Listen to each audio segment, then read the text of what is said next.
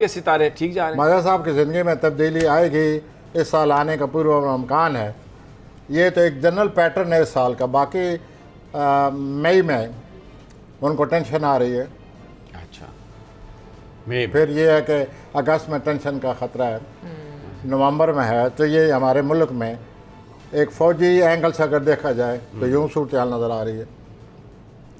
अच्छा, तो ये जनाब सूरत ओवरऑल जो आपने कहा कि ये मरीख और ज़ोहल का जब किरान है तो एक सिचुएशन बनती है, overall फसाद की situation ये बनती है, है, ओवरऑल जोर की वजह से ये गड़बड़ होती रहेगी। गड़बड़ होती रहेगी। और एक दो बातें मैंने, और एक बात मैंने ख़ास तौर पर आपसे 2-3 दफ़ा कही है कि कोई सिस्टम चेंज ना हो जाए। जोल कोई चेंज लाता है, अथल पथल कर देता है, कोई चेंज ना आ जाए। ये भी आपने यकीनन आपके जहन में होगा, मैं कहता रहता हूँ। तो कोई सिस्टम भी तब्दील होने का अमकान है सिस्टम जोल की वजह से।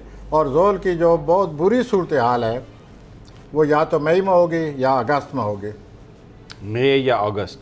मई में होगी या अगस्त में होगी, जबकि जोल की रुकावटों को, जोल की फ्रस्ट्रेशन को, नाकामी को महसूस किया जाएगा बुरी तरह।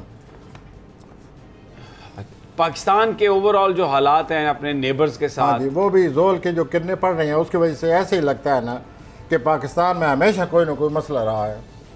हमेशा से सियासी तौर पर खींचातानी और जो कुछ हो रहा है ये हमेशा ऐसे ही है। जोल ने इस बात को, इस मौजूदा सूरत को इस ज़्यादा महसूस होता है कि हमारे मुल्क में ये क्या हो रहा है।